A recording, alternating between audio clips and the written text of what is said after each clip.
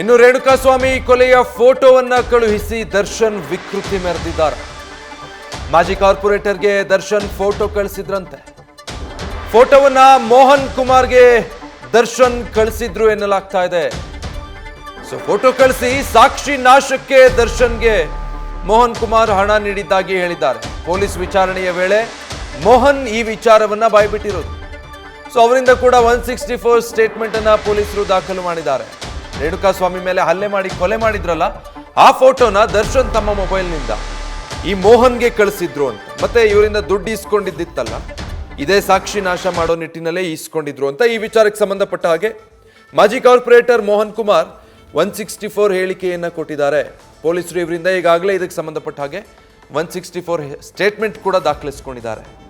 Details ಕೊಡ್ತಾರೆ ಈ ಬಗ್ಗೆ. ಅಂಕಿತಾ ಲೈವ್ನಲ್ಲಿ ಜಾಯ್ನ್ ಆಗ್ತಾ ಇದ್ದಾರೆ. ಅಂಕಿತಾ, ಈಗ ಈ ಎಲ್ಲವೂ ಕೂಡ ಮೇ ಬಿ FSL ವರದಿಯಲ್ಲಿ ಬರಬಹುದಾ ಅಥವಾ ಮೋಹನ್ರ ಮೊಬೈಲ್ನಲ್ಲಿ ಈಗಾಗಲೇ ಇತ್ತ, ಏನು ಗೊತ್ತಾಗ್ತಾ ಇದೆ? ಕೊಲೆಯಾದ ನಂತರದಲ್ಲಿ ಫೋಟೋ ಕಳಿಸಿದ್ರಾ ದರ್ಶನ್ ಮೋಹನ್ಗೆ? ವಿಜಯ್, ರೇಣುಕಾಸ್ವಾಮಿ ಹತ್ಯೆ ಪ್ರಕರಣಕ್ಕೆ ಸಂಬಂಧಪಟ್ಟಂತೆ ಈಗಾಗಲೇ ಸಂಬಂಧಪಟ್ಟಂತಹ ಎಲ್ಲ ಆರೋಪಿಗಳ ಸ್ಟೇಟ್ಮೆಂಟ್ ಅನ್ನು ದಾಖಲಿಸಿಕೊಳ್ಳುವಂತಹ ಕೆಲಸವನ್ನ ಪೊಲೀಸರು ಮಾಡಿದ್ದಾರೆ. ಅದರ ಬೆನ್ನಲ್ಲೇ ಮಾಜಿ ಉಪಮೇಯರ್ ಮೋಹನ್ ರಾಜುಗೂ ಕೂಡ ಪೊಲೀಸರು ನೋಟಿಸ್ ಅನ್ನ ಕೊಟ್ಟು ಅವರ ಒಂದು ಹೇಳಿಕೆಯನ್ನ ಕೂಡ CRPC 164 ಅಡಿಯಲ್ಲಿ ದಾಖಲಿಸಿದ್ದಾರೆ. ಪ್ರಮುಖವಾಗಿ ಏನು ಅಂತಂದ್ರೆ, ಪ್ರಕರಣದ A2 ಆರೋಪಿಯಾಗಿರುವಂತಹ ನಟ ದರ್ಶನ್ ರೇಣುಕಾಸ್ವಾಮಿಯನ್ನ ಹತ್ಯೆ ಮಾಡಿದ ಬಳಿಕ ಫೋಟೋವನ್ನ ಮೋಹನ್ ಕುಮಾರ್ ಅವರಿಗೆ ಕಳಿಸಿದ್ದಾರೆ ಅನ್ನೋದು ಈಗಾಗಲೇ 164 ಹೇಳಿಕೆಯಲ್ಲಿ ಕೂಡ ಹೇಳಿದ್ದಾರೆ. ಆ ನಿಟ್ಟಿನಲ್ಲಿ ಪೊಲೀಸರು ಒಂದಷ್ಟು ದಾಖಲೆಗಳನ್ನ ಪಡ್ಕೊಳ್ಳುವಂತಹ ಕೆಲಸವನ್ನ ಮಾಡಿದ್ದಾರೆ.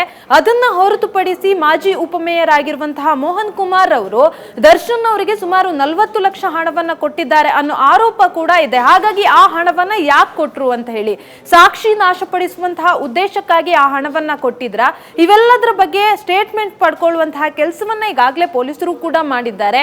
164 ಸ್ಟೇಟ್ಮೆಂಟ್ ಅನ್ನ ದಾಖಲಿಸುವಂತಹ ಸಂದರ್ಭದಲ್ಲಿ ಈ ಪ್ರಕರಣದಲ್ಲಿ ಮೋಹನ್ ಕುಮಾರ್ ಅವರ ಇನ್ವಾಲ್ವ್ಮೆಂಟ್ ಏನು, ದರ್ಶನ್ ಅವರು ನಿಜಕ್ಕೂ ಕೂಡ ಫೋಟೋ ಕಳಿಸಿದ್ರ, ಯಾಕೆ ಕಳಿಸಿದ್ರು ಆ ಫೋಟೋವನ್ನ, ಅದರ ಕಂಪ್ಲೀಟ್ ಡೀಟೇಲ್ಸ್ ಅನ್ನ ಪಡ್ಕೊಳ್ಳುವಂತಹ ಕೆಲಸವನ್ನ ಕೂಡ ಪೊಲೀಸರು ಮಾಡಿದ್ದಾರೆ. ನೀವು ಹೇಳ್ದಾಗೆ ಈಗಾಗಲೇ ಮೋಹನ್ ಕುಮಾರ್ ಅವರ ಮೊಬೈಲ್ ಅನ್ನ ಕೂಡ FSL ಗೆ ಕಳಿಸಲಾಗಿದೆ. ಅಲ್ಲೂ ಕೂಡ ಒಂದಷ್ಟು ಮಾಹಿತಿಯನ್ನ ಪಡ್ಕೊಳ್ಳುವಂತಹ ಕೆಲಸವನ್ನ ಮಾಡಿದ್ದಾರೆ. ಈ ಕೃತ್ಯ ಬೆಳಕಿಗೆ ಬಂದ ನಂತರ ಏನಾದ್ರೂ ಸಾಕ್ಷಿಗಳನ್ನ ಡಿಲೀಟ್ ಮಾಡಿದ್ರ ಅನ್ನೋದ್ರ ಬಗ್ಗೆ, ಏನಾದ್ರೂ ಡಿಲೀಟ್ ಆಗಿದ್ರೆ ಅದನ್ನ ಮತ್ತೆ ರಿಟ್ರೀವ್ ಮಾಡಿ ಪಡ್ಕೊಳ್ಬೇಕಾಗತ್ತೆ. ಅದಾದ ಬಳಿಕ ಅದನ್ನ ನ್ಯಾಯಾಲಯಕ್ಕೆ ಸಲ್ಲಿಸುವಂತಹ ಕೆಲಸವನ್ನ ಮಾಡ್ತಾರೆ. ಈ ಕಂಪ್ಲೀಟ್ ಆಗಿ ರೇಣುಕಾಸ್ವಾಮಿ ಹತ್ಯೆ ಕೇಸ್ಗೆ ಸಂಬಂಧಪಟ್ಟಂತೆ ಎಲ್ಲಾ ಎವಿಡೆನ್ಸ್ ಗಳನ್ನ, ಜೊತೆಗೆ ಎಲ್ಲಾ ಅಂಶಗಳೇನಿದೆ ಅವೆಲ್ಲವನ್ನ ಕೂಡ ಸಾಕ್ಷಿಗಳನ್ನಾಗಿ ಪರಿಣಮಿಸುವಂತಹ ಕೆಲಸವನ್ನ ಕೂಡ ಈಗಾಗಲೇ ಪೊಲೀಸರು ಕೂಡ ಮಾಡಿದ್ದಾರೆ. ಅದರ ನಿಟ್ಟಿನಲ್ಲಿ ಈ ಮೋಹನ್ ಕುಮಾರ್ ಹೇಳಿಕೆ ಕೂಡ ತುಂಬಾನೇ ಇಂಪಾರ್ಟೆಂಟ್ ಆಗಿರುತ್ತೆ. ಈ ಕೇಸ್ನಲ್ಲಿ ಏನಾದ್ರೂ ಹಣ ಕೊಟ್ಟಿದ್ದೇ ಆದಲ್ಲಿ ಯಾವ ರೂಪದಲ್ಲಿ ಹಣವನ್ನ ಕೊಟ್ಟರು, ಇದರ ಕಂಪ್ಲೀಟ್ ಡೀಟೇಲ್ಸ್, ಜೊತೆಗೆ ಅದರ ವಿರುದ್ಧದ ಒಂದಷ್ಟು ದಾಖಲೆಗಳೇನಿದೆ ಅದನ್ನ ಕೂಡ ಕಲೆ ಹಾಕುವಲ್ಲಿ ಈಗಾಗಲೇ ಪೊಲೀಸರು ಕೂಡ ಕಾರ್ಯವನ್ನ ನಿರ್ವಹಿಸ್ತಾ ಇದ್ದಾರೆ. Vijay, thank you Ankita. News first, ನಿರ್ಭೀತಿಯಿಂದ ನಿಮ್ಮ ಪರವಾಗಿ.